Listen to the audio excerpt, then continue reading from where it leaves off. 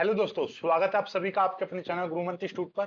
आज का ये वीडियो बीएससी का है। ये देखिएगा क्या हो रहा है इसमें। हाँ, बीएससी फिजिक्स का है। फिजिक्स में सेमेस्टर 1 के लिए नया बैच हमने स्टार्ट किया था, तो उसी का ये वीडियो नंबर 2 है।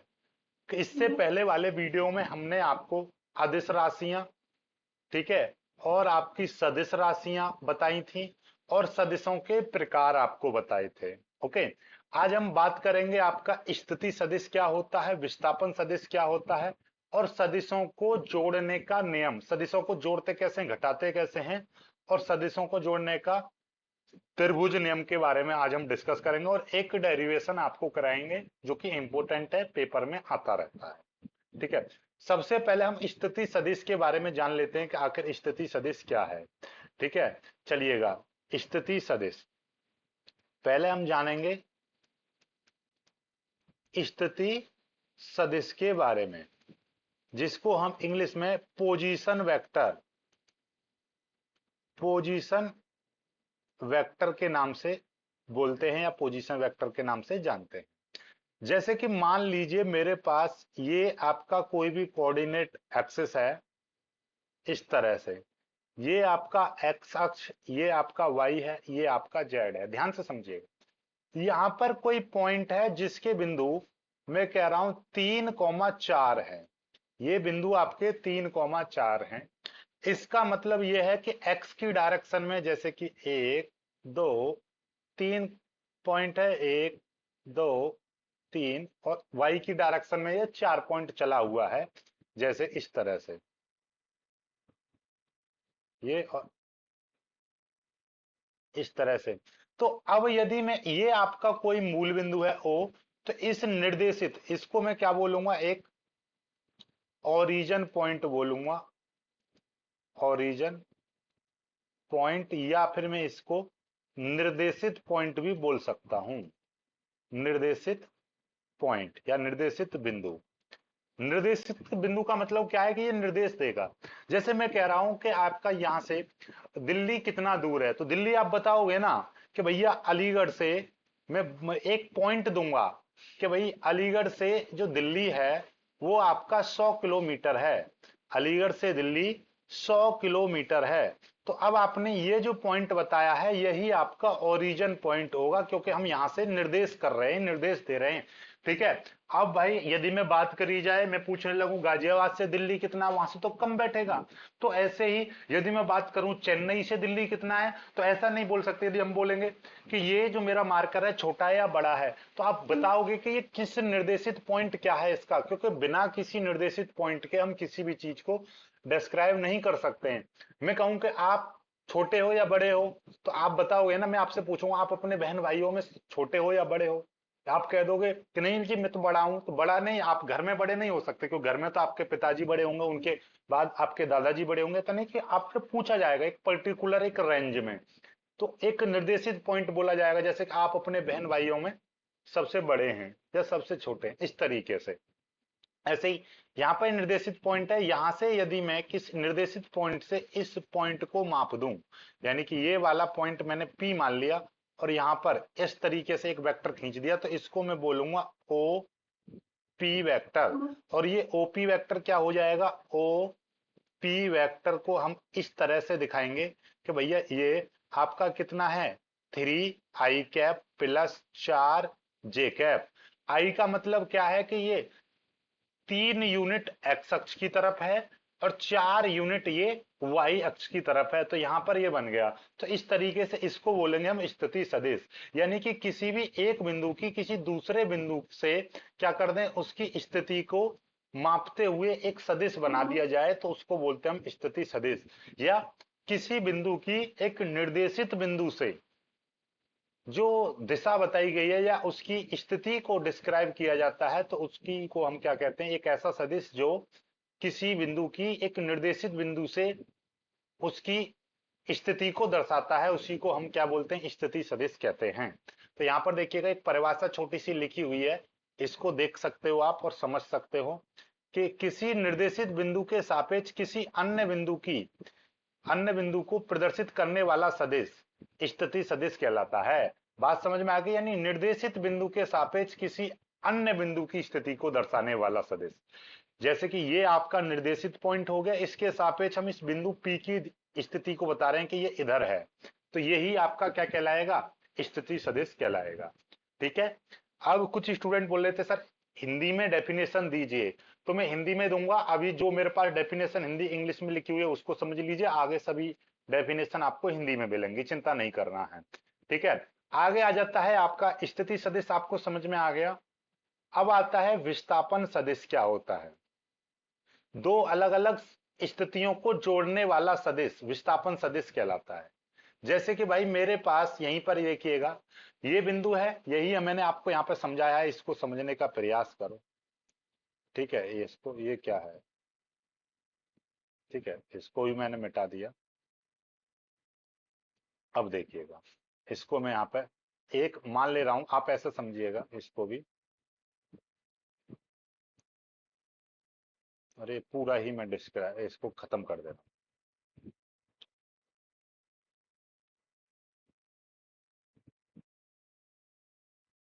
ये आपका यहां से मैंने इस तरह से ये y ले लिया। यहां पर मेरे पास एक बिंदु है, इसकी स्थिति में P1 कह दे रहा हूं।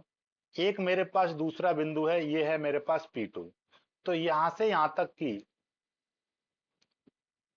ये जो स्थिति है,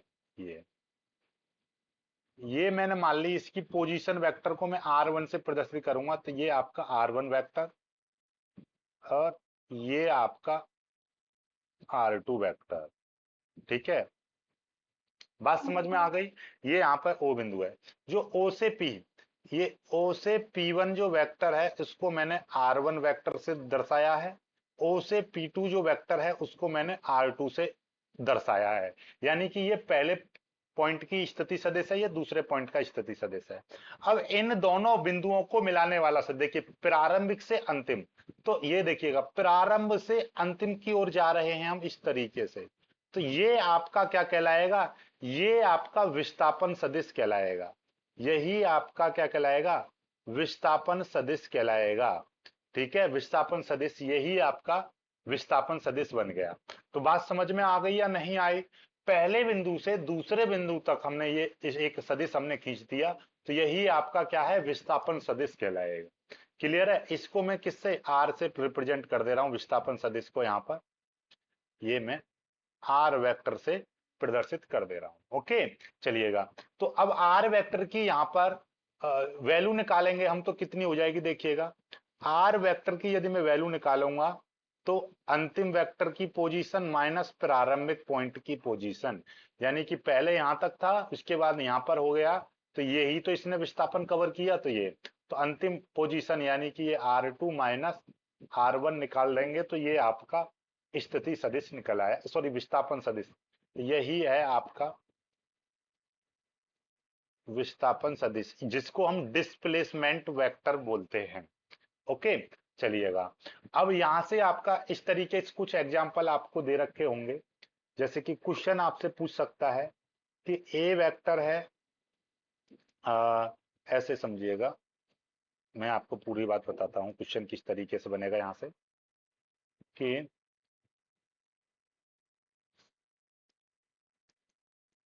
कोई सदिश बिंदु ए या कोई सदिश A1 इस तरीके से 3i कैप प्लस 4 3 जे, 4 कह दी चलिए 3 जे कैप प्लस 5 के कैप से A2 स्थिति, यानी कि 4i कैप प्लस 5 जे कैप प्लस 8 के कैप पर पहुंच जाता है, इसका विस्थापन सदिश ज्ञात करो। इसका भाई आपको विस्थापन सदिश आपको बताना है। ओके, चलिएगा। तो देखिएगा, अब यहां पर हम देखते हैं इसका विस्थापन सदिश निकलेगा कैसे। अब हम इसको आर मान ले रहे हैं विस्थापन सदिश, तो प्रारंभिक पोजीशन इसकी क्या थी, A1 वेक्टर थी, अंतिम पोजीशन क्या थी इसकी, A2 वेक्टर थी, तो A2 vector minus A1 vector इस तरह से निकाल देंगे। तो A2 क्या है, 4i cap plus 5j cap plus 8k cap है। अब इसमें से मैं क्या घटाऊंगा, 3i cap plus 3j cap plus 5k cap, ये घटा देंगे। तो इसका मतलब 4i cap plus 5j cap plus 8k cap minus कर देंगे तो ये कितना हो जाएगा, 3i cap minus 3j cap minus 8k cap, इस तरीके से आ जाएगा। अब घटाएंगे, देखिएगा ये कितना है, देखिएगा ध्यान से, यहां पर कितना है, 4i कैप है और ये आपका 3i कैप है। तो 4 में से 3 जाएंगे तो i कैप बचेगा, केवल एक i कैप। ऐसे ही 5j में से 3j जाएंगे तो 2 बचेंगे, वो भी प्लस के 2j कैप। और 8 में से 8 जाएंगे, सॉरी यहाँ पर कितना था, ये 8 था और यहाँ पर 5 था, यहाँ पर कितना है ये यहाँ पर 5 है। 8 में से 5 जाएंगे तो प्लस के 3k कैप बचेंगे। तो ये आपका विस्थापन सदिश निकला है। कभी कभी पूछ लेगा इस विस्थापन सदिश का परिमाण, परिमाण आप बताइएगा। ठीक है, परिमाण कैसे बताएंगे, आर वेक्टर का परिमाण निकालेंगे तो कितना, आर वेक्टर का मोड कैसे निकलता है, आई का गुणांक यहाँ पे 1 है तो 1 का स्क्वायर, प्लस यहाँ पे जे का गुणांक यहाँ पे 2 है तो 2 का स्क्वायर, प्लस यहाँ पर के का गुणांक कितना 3 है तो 3 का स्क्वायर। टोटल मिला के कितना हो जाए, 1 का स्क्वायर 1, 2 का स्क्वायर 4, 3 का स्क्वायर 9, तो 9 और 1 10 4 14, 14 इसका क्या आ जाएगा, मैग्नीट्यूड आ जाएगा। बात समझ में आ गई आपको, यानी कि इस तरीके से आपको सवाल यहां से बनेगा, स्थिति सदिश और आपका विस्थापन सदिश से। ओके, चलिएगा, तो ये इस तरीके से आप निकालोगे कभी भी विस्थापन सदिश आपको निकालना है तो। ओके, चलिएगा, अब यहां से हम आगे बढ़ते हैं अपने आज के मेन टॉपिक पर। मेन टॉपिक है हमारा, देखिएगा सदिशों को जोड़ा कैसे जाता है, पहले समझते हैं। सदिशों को जोड़ना, सदिशों को जोड़ने का नियम देखिएगा, एक विशेष तौर पर जोड़ा जाता है, देखिए यहां पे सिखाते हैं हम।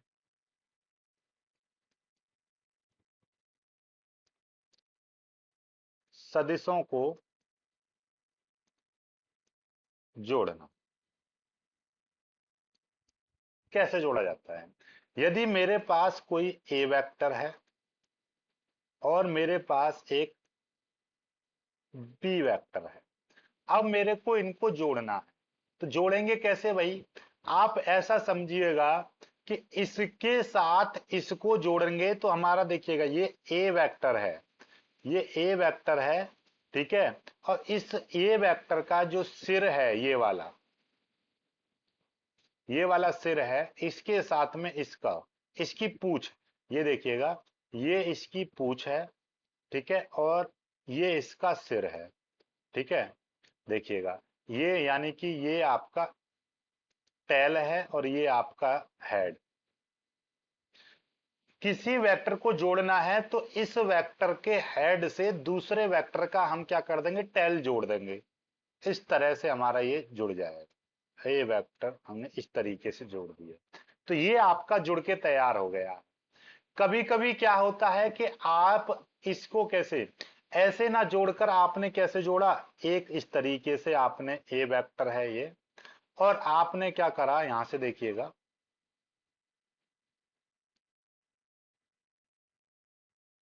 ध्यान से समझने का प्रयास करना, मैं आपको क्या सिखाना चाह रहा हूं, ये वेक्टर है और आपने इस तरीके से एक बी वेक्टर को इस तरीके से आपने जोड़ा, मतलब ये कि ये वाली लाइन को आपको इस तरीके से आपको इस लाइन पर जोड़ना चाहिए था, लेकिन यहां पर आपने एक एंगल थीटा बनाते हुए इसको ऐसे रख दिया, तो अब इसका ये वाला जो वेक्टर है ना, ये जो वेक्टर है ये इन दोनों सदिशों का परिणामी सदिश होगा, ये इन दोनों सदिशों का परिणामी सदिश होगा। ये क्या है, ए वेक्टर और बी वेक्टर का परिणामी होगा, ठीक है, क्या होगा, परिणामी सदिश होगा, इसको बोलेंगे हम परिणामी सदिश, resultant vector of A vector and B vector, A vector और बी वेक्टर का रिजल्टेंट वेक्टर कहलाएगा। ठीक है, अब आप इसको डायरेक्टली नहीं जोड़ सकते हो। आप कहोगे कि सर इसको और इसको डायरेक्टली जोड़ दें, यदि ये थीटा के साथ जुड़ा हुआ है तो हम इसको डायरेक्टली नहीं जोड़ेंगे, इसको एक अलग कंडीशन से जोड़ेंगे। उसके लिए हमको क्या करना पड़ेगा, सदिशों का कुछ अलग नियम लगाने पड़ते हैं। ठीक है, तो सदिशों का जोड़ना हम किस तरीके जोड़ते हैं, तो इसलिए ये वाला नियम आपका काम नहीं करता है, क्योंकि भैया थीटा है या नहीं है ये आपको नहीं पता पहले से। तो हम सदिशों को किस तरह से जोड़ते हैं, इस विधि से जोड़ते हैं। ऐसे ही यदि सदिशों का घटाना हो, सदिशों को घटाना हो तो भैया कैसे घटाएंगे ये भी सीख लो साथ के साथ। सदिशों को कैसे घटाएंगे, हमारे पास ए वेक्टर है, ये ए वेक्टर, ठीक है। अब ये मेरे पास बी वेक्टर था, इसको मैं उलट दूंगा, देखिएगा इस तरीके से लगाया, तो इसको यदि मैं उल्टी दिशा में रख दूंगा इस तरह से, तो ये माइनस का बी वेक्टर आ जाएगा। और इनको यदि हमें जैसे ये वाला जो वेक्टर है ये आपका क्या कहलाएगा, ए वेक्टर माइनस बी वेक्टर, इस तरह से आप लिख सकते हो, इनको जोड़ सकते हो। बात समझ में आ रही है इस तरीके से। अब यहां पर हम क्या करेंगे, हम तो इनको जोड़ने, हमको इनका परिणामी सदिश चाहिए, तो देखिएगा इसका परिणामी सदिश कैसे निकालेंगे, ये भी अलग तरीके से निकलेगा। तो हमारे पास एक अलग तरीका है, उसको हम त्रिभुज के नियम से जोड़ते हैं, और त्रिभुज के नियम से ही इनको क्या करते हैं, घटाते हैं। तो देखिएगा यहां पर सदिशों का जो जोड़ना होगा वो कैसे होगा, सदिशों को दो नियम के द्वारा जोड़ा जाता है, सदिशों को दो नियमों के द्वारा जोड़ा जाता है। कौन से दो नियम है, एक नियम है आपका सदिशों का सदिश योग का त्रिभुज नियम, और एक होता है सदिश योग का चतुर्भुज नियम। सदिश योग का त्रिभुज नियम क्या होता है, जरा इसको भी समझ लो। सदिशों को हम त्रिभुज नियम क्या है, ऐसे समझिएगा, सदिशों को जोड़ने का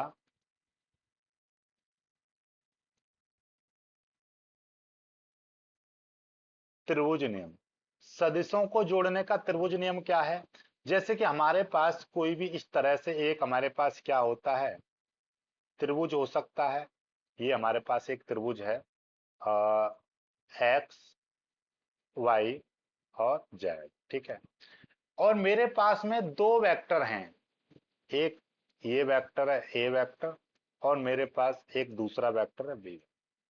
इन दोनों सदिशों को मेरे को त्रिभुज विधि से जोड़ना है। तो इन दोनों सदिशों को त्रिभुज विधि से कैसे जोड़ा जाएगा, कि भैया कोई दो सदिश हैं और उनको मेरे को जोड़ना है, उनको क्या करना है, मेरे को जोड़ना है। तो उसके लिए मेरे को क्या करना पड़ेगा, एक सदिश को त्रिभुज की किसी एक भुजा से रिप्रेजेंट कर दूं, ऐसे एक सदिश को मैंने त्रिभुज की एक भुजा के साथ दिखा दिया, और दूसरे सदिश को त्रिभुज की दूसरी भुजा से मैंने दिखा दिया, इस तरीके से ये दिखा दिया। ठीक है, ये मैंने दूसरा त्रिभुज दूसरा सदिश ले लिया। तो अब ये जो त्रिभुज की तीसरी जो भुजा बची है ना, ये वाली जो त्रिभुज की तीसरी भुजा है, ये वाली भुजा इन दोनों सदिशों के परिणामी सदिश को बताएगी। यानी कि क्या हो गया नियम, कि भैया त्रिभुज, यदि दो सदिशों को हमको त्रिभुज विधि से जोड़ना है, तो किन्हीं दो सदिशों को परिमाण और दिशा में किसी त्रिभुज की दो भुजाओं से प्रदर्शित करें। तो ये तो त्रिभुज की ये जो तीसरी भुजा है, ये त्रिभुज की ये तीसरी भुजा सदिशों के परिणामी सदिश को बताएगी, इन दोनों सदिशों के परिणामी सदिश को बताएगी। बात समझ में आ गई। तो यहां पर देखिएगा क्या लिखा हुआ है, परिभाषा देखिए, पहले हिंदी में पढ़ो फिर इंग्लिश में बताऊंगा।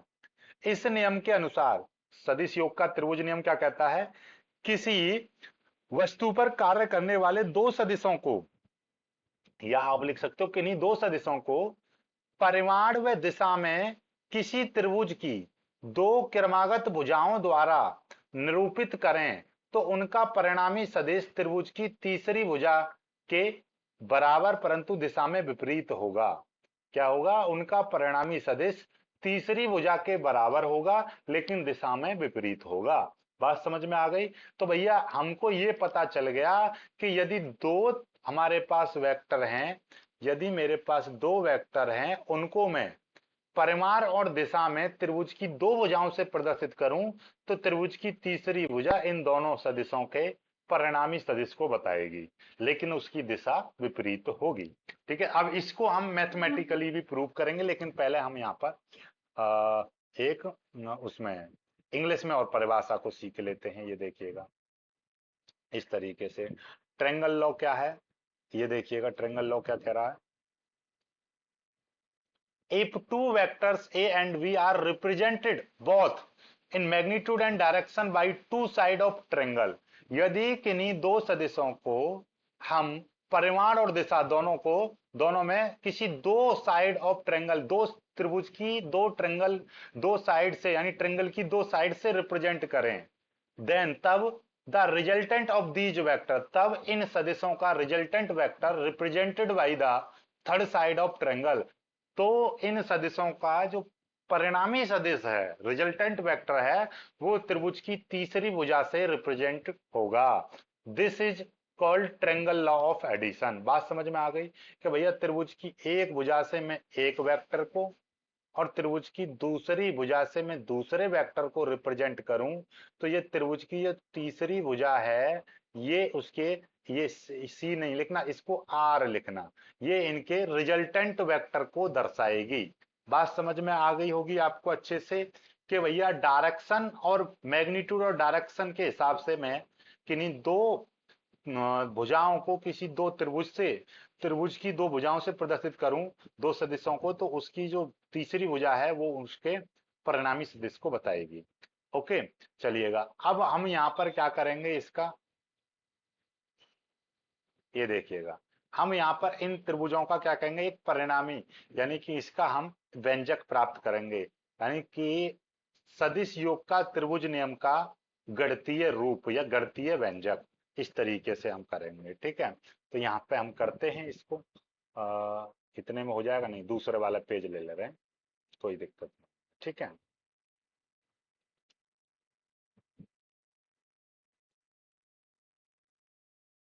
ये यहाँ पे आ जा रहे हैं। ठीक,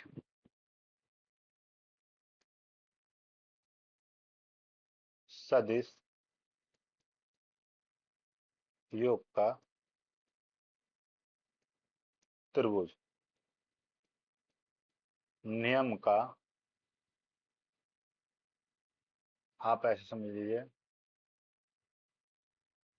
गणितीय व्यंजक, इसका हम क्या करेंगे, गणितीय, कुल मिला के हमको इसका डेरिवेशन करना। चलिए तो अब करते हैं हम इस व्यंजक को, हम करेंगे देखिएगा थोड़ा सा और ऊपर, ये देखिए यहाँ पर हमारा क्या है, इंपोर्टेंट कर लीजिएगा इस व्यंजक को, क्या है, सदिश योग का त्रिभुज नियम का गणितीय व्यंजक, यानी कि ये गणितीय रूप आपसे पूछेगा। तो किस तरीके से करना है कि माना हमारे पास ऐसे समझिएगा, हम एक त्रिभुज बना दे रहे हैं, एक त्रिभुज हम इस तरीके से बना रहे हैं, ये देखिएगा ऐसे और ऐसे। ठीक है, और ये मेरे पास इस तरीके से एक त्रिभुज है। ठीक है, ऐसे समझ जाना। ठीक है, ये मेरे पास एक त्रिभुज है।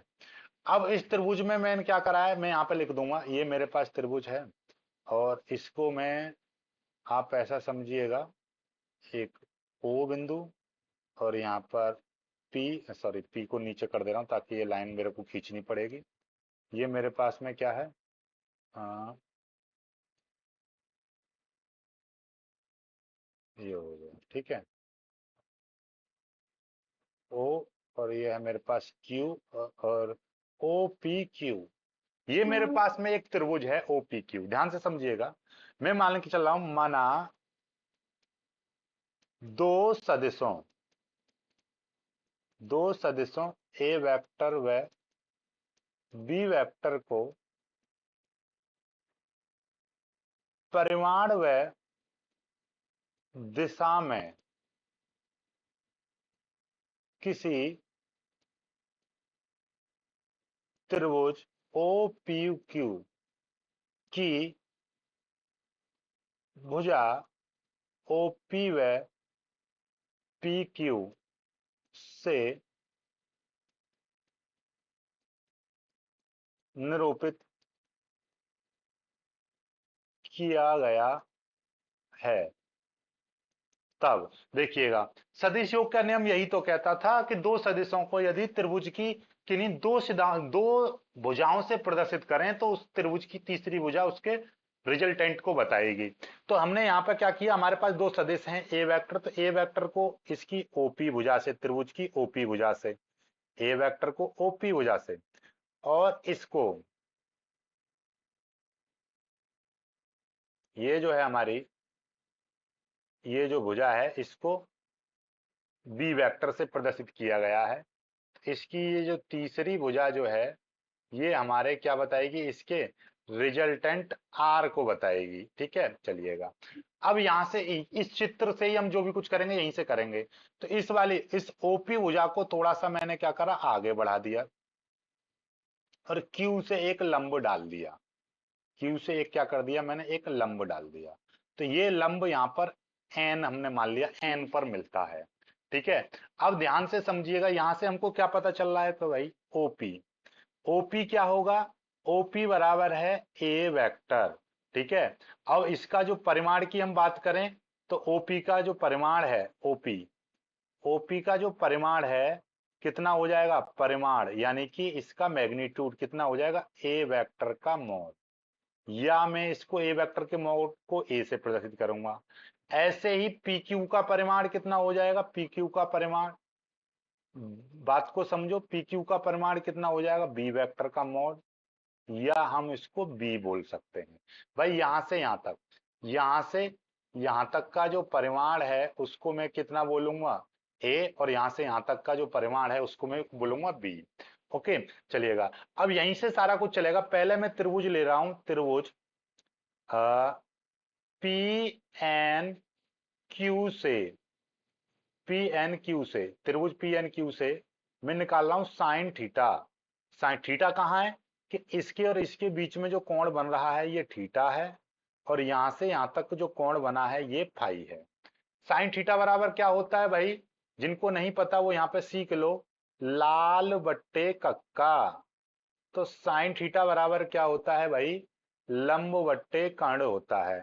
तो साइन थीटा बराबर क्या हो जाएगा, लंब बट्टे कर्ण। ओके, तो यहां पर हम साइन थीटा की वैल्यू निकालेंगे, तो लंब कितना है, लंब हो जाएगा ये एन क्यू, एन क्यू, और कर्ण कितना हो जाएगा, पी क्यू, कर्ण हो जाएगा पी क्यू। ओके, अब यहां से देखिएगा, एन क्यू की वैल्यू, एन क्यू की वैल्यू आपको नहीं पता, एन क्यू, एन क्यू की वैल्यू नहीं पता, लेकिन पी से क्यू तक की, पी से क्यू तक की जो वैल्यू है वो हमने क्या मानी है, बी वेक्टर है, तो इसका परिमाण लेंगे तो बी हो जाएगा। तो यानी कि ये हो गया आपका, ऐसे समझिएगा यहाँ पे से, ये हम क्या चल रहा था, ये हमारा चल रहा था साइन थीटा बराबर। तो इसका मतलब यहां से और आगे बढ़ाएंगे तो साइन थीटा बराबर एन क्यू, एन क्यू बट्टे बी आ जाएगा। यहां से यदि मैं एन क्यू की वैल्यू निकालूं तो क्या हो जाएगा, बी साइन थीटा निकल कर आ जाएगा। ये समीकरण एक, यहां से ये बी की मल्टीप्लाई इधर हो जाएगी साइन थीटा में, तो एन क्यू बराबर बी साइन थीटा आ जाएगा, समीकरण एक। अब ऐसे ही यहां से हम देखिए इसी में, इसी त्रिभुज में मैं यहां से cos थीटा भी निकालूंगा। तो यहां से देखिएगा cos थीटा बराबर, cos थीटा बराबर क्या है, आधार बट्टे कर्ण, क्या, आधार बट्टे कर्ण। तो इसका मतलब cos थीटा बराबर, आधार क्या है, आधार है पी एन, आधार है पी एन, और कर्ण क्या है, पी क्यू है, कर्ण है पी क्यू। तो इसका मतलब cos थीटा, cos थीटा बराबर देखिएगा यहां से ऊपर ले आ रहा हूं, पी, पी देखिएगा ध्यान से समझिएगा, पी से एन तक की वैल्यू नहीं पता, पी से क्यू तक की वैल्यू आपको पता है।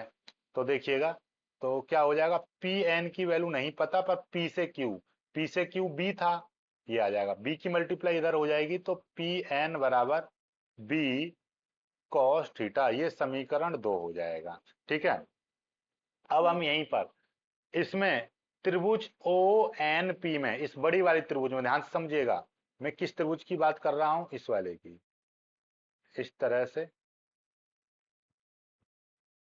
और इस टोटल त्रिभुज की बात कर रहा हूं मैं, O N Q, O N Q में त्रिभुज,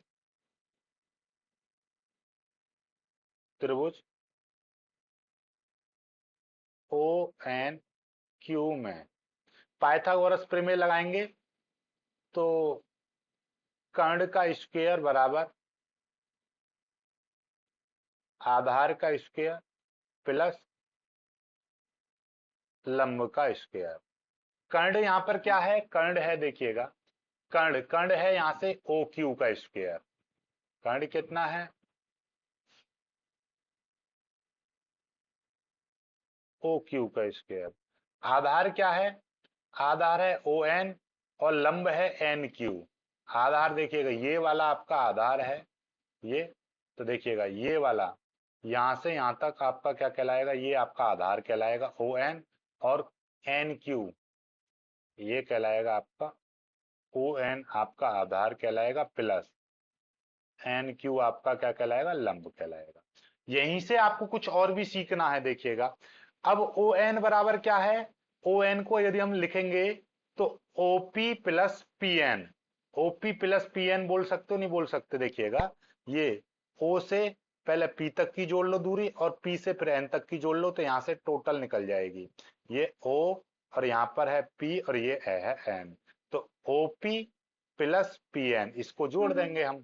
तो यहां पर इसका मतलब क्या है देखिएगा, तो इसको हम लिखेंगे यहां पर ओ एन यानी कि ओपी प्लस पी एन का स्क्वायर आ जाएगा प्लस यहां पर एन क्यू, एन क्यू का स्क्वायर है ओके, और यहां पर है ओ क्यू का स्क्वायर, कोई दिक्कत नहीं, ओ क्यू का स्क्वायर। ठीक है, चलिए मैं यहां से थोड़ा सा इधर की साइड से लिखता हूं ताकि यहां पर दो,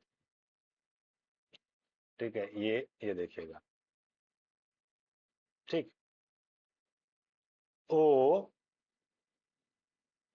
क्यू का स्क्वायर बराबर इसका ओपी का स्क्वायर प्लस पी एन का square plus two OP into P N. ये कौन सा फॉर्मूला लगा दिया मैंने, ए प्लस बी का होल स्क्वायर यहां पर लगा दिया मैंने, A square plus B square, क्योंकि ए की जगह पर ये है और बी की जगह पर ये। ठीक है, तो हमने क्या लगा दिया, ए की जगह पर ये और बी की जगह पर ये, A square plus B square plus two A और बी, और ये एन क्यू आपका यहां पर है ही। अब यहां से ओ क्यू, अब देखिए चित्र से यहां पर हमको सारी वैल्यू हमको यहां पे पता है, क्या पता है, ओ क्यू की वैल्यू है आर, ओपी की वैल्यू है ए देखिएगा, ठीक है, यहां से समझिए, ओ क्यू की वैल्यू है आर तो ये हो जाएगा आर का स्क्वायर, ओपी की वैल्यू है कितनी ए का स्क्वायर प्लस प्लस यहां पर ये देखिएगा पी से एन, पी से एन, पी एन की वैल्यू कहां से निकली है देखिएगा, पी एन की वैल्यू ये P N B cos theta, तो यहां पर क्या आ जाएगा, ये आ जाएगा आपका यहां पर बी कॉस थीटा का स्क्वायर टू इंटू ओपी की वैल्यू, ओपी ओपी की वैल्यू ए है, ओपी की वैल्यू ए आ जाएगी इंटू, और पी एन की वैल्यू वही पी एन ये रही, पी एन की वैल्यू यहां से निकली है बी कॉस थीटा, यही है पी एन की वैल्यू यहां पर बी कॉस थीटा, ऐसे प्लस, और एन क्यू की वैल्यू देखिएगा यहां पर शुरुआत में निकली थी, एन क्यू की वैल्यू कहां है, ये रही, एन क्यू की वैल्यू बी साइन थीटा, तो एन क्यू की वैल्यू आ गई आपकी बी साइन थीटा ये। अब हम इसका सीधे सीधे आर स्क्वायर बराबर ए स्क्वायर प्लस ये है आपका B square cos square theta, क्योंकि इसका स्क्वायर करेंगे B square cos square theta plus two A B, और ये आ जाएगा कॉस थीटा प्लस ये आपका आ जाएगा B square sine square theta. अब हम क्या करेंगे देखिएगा, हम इसमें से B square sine square theta और B square cos square theta इनको एक साथ लिख के ये ए स्क्वायर प्लस इसमें से मैं बी स्क्वायर कॉमन ले लूंगा, तो यहां पर आपका कॉस स्क्वायर थीटा बचेगा और यहां पर आपका साइन स्क्वायर थीटा बचेगा, क्योंकि B square cos B square यहां से निकल गया तो यहां से साइन कॉस स्क्वायर थीटा, यहाँ पे ये बीच का प्लस आ गया प्लस ये 2ab और ये है आपका cos थीटा। अब यहीं से आप ए स्क्वायर प्लस ये है बी स्क्वायर, क्योंकि इतने की वैल्यू हो जाएगी 1, फिर प्लस 2ab और ये आ जाएगा आपका cos थीटा। ये आर स्क्वायर आ गया, इस तरीके से आपका यहाँ पर आ चुका है। अब यहीं से आपका आर का यदि मान निकालेंगे तो अंडर रूट ये हो जाएगा A square plus B square plus 2।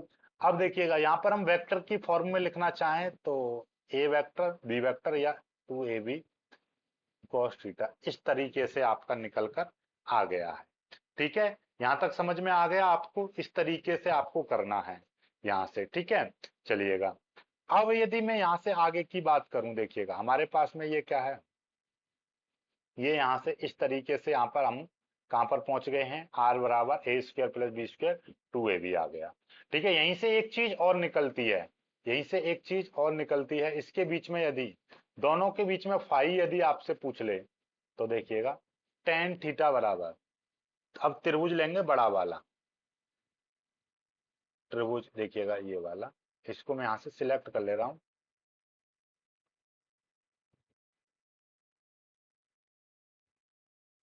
ये हो गया, ये ले, छोटा हो गया है। अब देखिएगा यहां पर ये मैंने समझा दिया है। अब देखिएगा यहां से, देखिए ये छोटा मैंने यहां पर कर दिया है।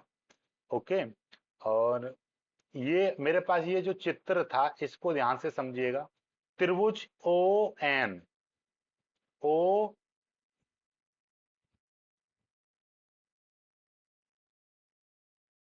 ओ एन क्यू से, ओ एन क्यू से टेन फाइव बराबर क्या है, लंब बट्टे आधार, लंब बट्टे आधार। तो लंब क्या है, लंब है इसका एन क्यू, आधार क्या है ओ एन। ठीक है, एन क्यू जो कहते हो रहेगा, ओ एन दो चीजों से मिलकर बना है, OP plus P N, OP plus P N. ये वैल्यू आप यहां पर रख दोगे तो टेन फाइव बराबर एन क्यू की वैल्यू क्या थी, एन क्यू देखिएगा, एन क्यू की value B sine theta, N Q की वैल्यू बी साइन थीटा, और ओपी की वैल्यू ए प्लस, और पी एन की value A cos theta, A sorry B cos theta. इस तरह से ये इनके बीच का कोण निकल जाता है। ये आपका त्रिभुज का नियम है, यानी कि सदिश योग का त्रिभुज नियम इस तरीके से आपका ये है। ठीक, आई होप कि आपको ये चीज समझ में आ गई होगी। ठीक है, चलिएगा इसका आप स्क्रीनशॉट ले सकते हो। देखिएगा यहाँ से आप स्क्रीनशॉट ले लीजिएगा, आपको कुछ चीज नहीं समझ में आए तो बताइएगा, मैं आपको और समझा दूंगा। यहाँ से देखिएगा, ये आप इस तरीके से आप यहाँ पर, और छोटा मैं यहाँ से कर दे रहा हूँ और ये थोड़ा बड़ा, इस तरीके से ये हमारा यहाँ से हो गया है। ठीक है, वीडियो को लाइक करके शेयर कीजिएगा, चैनल को सब्सक्राइब कर लीजिएगा।